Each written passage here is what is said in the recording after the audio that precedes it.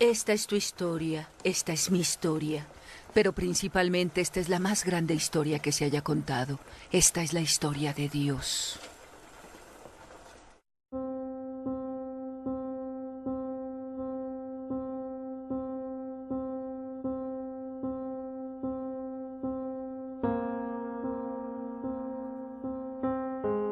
Manasés tenía 12 años cuando ascendió al trono y reinó en Jerusalén 55 años. Manasés hizo lo que ofende al Señor, pues practicaba las repugnantes ceremonias de las naciones que el Señor había expulsado delante de los israelitas. Reconstruyó los altares paganos que su padre Ezequías había destruido. Además erigió otros altares en honor de Baal e hizo una imagen de la diosa Aserá, como lo había hecho Acab, rey de Israel.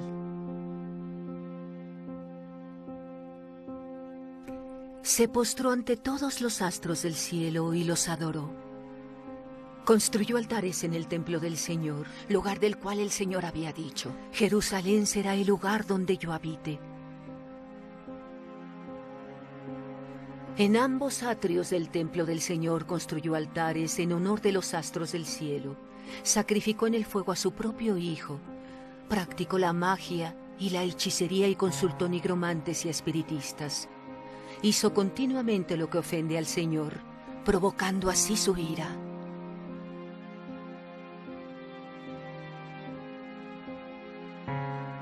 Por amor a su pueblo y al lugar donde habita, el Señor Dios de sus antepasados, con frecuencia enviaba advertencias con sus mensajeros, pero ellos se burlaban.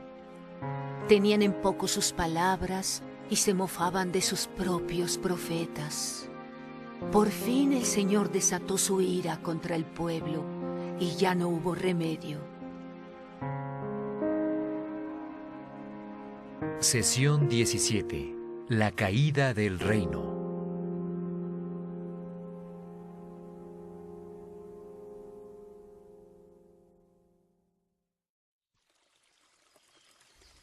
Esas deben ser algunas de las palabras más difíciles de escuchar. No hay remedio. Luchas contra el cáncer y el doctor finalmente tiene que decirte esas palabras. No hay remedio, vas a morir. Luchas con un matrimonio difícil y finalmente tu cónyuge te dice: no hay remedio, es hora de un divorcio. Luchas por hacer que tu negocio funcione, pero finalmente el banco dice esas palabras dolorosas: no hay remedio, es hora de cerrar. En ese punto está Dios con Israel. Y finalmente se ve obligado a decir: no hay remedio. ¿Cómo llegó Israel a esto? Hemos aprendido a través de nuestra jornada en la historia que Dios estableció a la nación de Israel de la nada como su plan para revelarse a sí mismo y ofrecer un camino para que todos vuelvan a Él. Para hacerlo, le dio a Israel la ley, instruyó a Israel sobre cómo funciona la vida con Dios, cómo amar a Dios y amarse unos a otros. Las personas podrían ver cómo funciona la vida en comunidad con Dios y serían atraídas al único y verdadero Dios que también las ama. Pero Israel no cumplió con su parte del trato. Durante cientos de años, Dios esperó pacientemente y les advirtió. Les dio segundas oportunidades, incluso terceras oportunidades, pero no quisieron escuchar. Dios estaría justificado si olvidara todo el plan y comenzara de nuevo con un nuevo grupo de personas. Pero le hizo la promesa incondicional a Abraham de que el Mesías, el que nos proporcionaría el camino de vuelta a Dios, saldría de Israel. Específicamente, el Mesías vendría de la familia de David, la tribu de Judá. Hemos visto en los últimos capítulos que Dios reduce a Israel a un pequeño remanente. La que alguna vez fue la fuerte e imparable nación de Israel unificada es dividida en dos: norte y sur. El reino del norte se quedó con 10 de las 12 tribus de Israel, pero son capturados en la nación pagana llamada Asiria y son deportados y asimilados en su cultura pagana en el 722 a.C. Solo queda el reino del sur, Judá. Aunque Judá tuvo 5 reyes buenos en un periodo de 350 años, los otros fueron tan malvados como los reyes del norte. Aquí hay un buen ejemplo al inicio del capítulo 17. Manasés tenía 12 años cuando ascendió al trono y reinó en Jerusalén 55 años. Segunda de Reyes 21:1. Bueno, creo en darle a los jóvenes la oportunidad de dirigir, pero pienso que convertirte en rey cuando estás en secundaria es demasiado. Creo que debe haber una regla en la que no puedes convertirte en rey hasta que termines de luchar con el acné. Este fue el caso de Manasés. Él no solo hizo lo malo ante los ojos del Señor. La historia nos cuenta que hizo mucho mal. Derramó demasiada sangre inocente e hizo más mal que los amorreos. ¿Los amorreos? Esas son personas tan malvadas que Dios los exterminó de la tierra de Canaán y se la dio a los israelitas. Dios sería totalmente justo si comenzara de nuevo, si no fuera por la promesa. Pero no solo se trató de Manasés. De los últimos 6 reyes de Judá, solo uno, Josías, fue bueno. Él constituye un reto para mi teoría, pues tenía 8 años cuando ocupó el trono. Como en el reino del norte, Dios levantó profetas para llevarle a los reyes y a las personas sus mensajes. Era hora de que Judá escuchara el plan de Dios frente a su maldad persistente. Por amor a su pueblo y al lugar donde habita, el Señor Dios de sus antepasados con frecuencia les enviaba advertencias por medio de sus mensajeros. Pero ellos se burlaban de los mensajeros de Dios. Tenían en poco sus palabras y se mofaban de sus profetas. Por fin, el Señor desató su ira contra el pueblo y ya no hubo remedio. Segunda de Crónicas 36, 15, 16. Si Dios continuaba bendeciendo a Judá, mientras vivían de manera tan opuesta a la palabra, y la vida de Dios mandaría un mensaje confuso de quién es Dios y cómo funciona la vida en comunión con Él. Dios debía disciplinarlos, y Él lo hace con un propósito específico en mente. El profeta Ezequiel le da este mensaje a Judá. Cuando dé a conocer mi santidad entre ustedes, las naciones sabrán que yo soy el Señor, lo afirma el Señor omnipotente. Ezequiel 36, 23. ¿Qué hace Dios?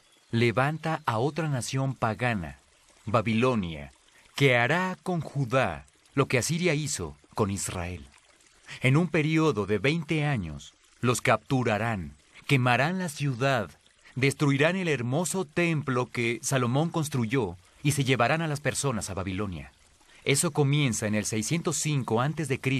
y termina en el 586 a.C. Como verás, estos 2 últimos capítulos no han sido exactamente el tipo de mensaje optimista que necesitas para inspirarte en la vida. Pero son verdad, y necesitamos contarte toda la palabra de Dios, no solo las partes lindas. Recuerda esto, la gracia no es tan fantástica si no sabes que la necesitas.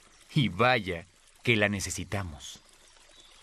Pero hay una buena noticia, algo que nos inspira de este mensaje que creo que todos podemos llevarnos al mundo para que nos anime. Tiene que ver con el profeta Jeremías. Escucha su historia. La palabra del Señor vino a mí. Antes de formarte en el vientre ya te había elegido. Antes de que nacieras ya te había apartado. Te había nombrado profeta para las naciones. Jeremías 1:4-5.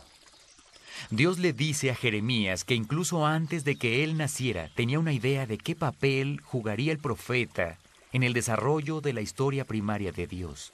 Es increíble, pero lo mismo se aplica a nosotros hoy.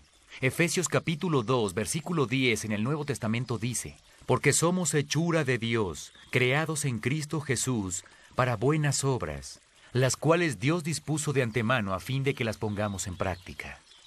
Dios le dice lo mismo a todos aquellos que escuchan estas palabras y profesan a Jesús, el Mesías, como su Salvador. Esto no es solo para Jeremías, sino para todo el que pertenece a Cristo. Ya tiene cosas en mente para ti, si alineas tu vida con la historia primaria de Dios. Eso es impresionante. Jeremías sintió lo mismo. Él dijo: yo no sé hablar, soy muy joven. Nosotros nos sentimos igual, ¿verdad? Soy muy joven, soy muy viejo, no soy tan listo, no sé hablar frente a las personas, no soy tan disciplinado para que me tomen en cuenta. Y así seguimos y seguimos. La historia nos cuenta que Dios estira su mano y toca la boca de Jeremías y le dice que va a estar con él a cada paso del camino. Lo mismo es verdad para los que creen en el Nuevo Testamento. Efesios capítulo 4 nos dice que cuando Jesús regresó al Padre, el Espíritu Santo bajó y nos tocó, nos dio dones, nos equipó con todo lo que necesitamos para llevar a cabo la tarea que Dios tiene para nosotros. ¿Cuál era la tarea de Jeremías? A él le asignaron la tarea del profeta llorón. Dios le dijo que daría el mensaje de Dios, pero que las personas no lo escucharían. Esencialmente le está diciendo que va a fracasar a los ojos del mundo. Dios le dice a Jeremías que Judá necesita saber que la devastación que van a experimentar pronto no se debe a los babilonios, sino es una disciplina de la mano de Dios. Hay un principio en esto para nosotros. En el contrato laboral de Dios no nos pide que seamos exitosos según los estándares del mundo, sino fieles. El éxito radica en la fidelidad a Dios, no en los resultados. Dios le dijo a Jeremías que se quedara en Jerusalén después de que Judá partiera al exilio para observar las ruinas y escribir sobre lo que viera. Jeremías se encuentra parado sobre los escombros y las personas van caminando en una fila hacia el este, a Babilonia. Los rodean las brasas ardientes del incendio. El templo que Salomón construyó para el Señor está destruido. Él llora amargamente y escribe un libro del Antiguo Testamento llamado Lamentaciones, lo cual significa llorar. Pero hay un rayo de luz. En medio de todo el severo amor y la disciplina, Dios le dice a Jeremías que le diga a Judá que los va a llevar de vuelta a casa. Tal vez has escuchado esas palabras antes y no sabías que venían de los labios de Jeremías a la ahora exiliada nación de Judá. Pero algo más me viene a la memoria, lo cual me llena de esperanza. El gran amor del Señor nunca se acaba y su compasión jamás se agota. Cada mañana se renuevan sus bondades, muy grande es su fidelidad. Lamentaciones 3:21-23. Con las personas de Dios nunca hay una fuerte y verdadera disciplina amorosa sin que la gracia de Dios la siga de inmediato. Esto fue verdad para Judá y es verdad para nosotros. Discusión del DVD. Por favor, ve a la página 111 de tu guía del alumno y discute el video que acabas de ver.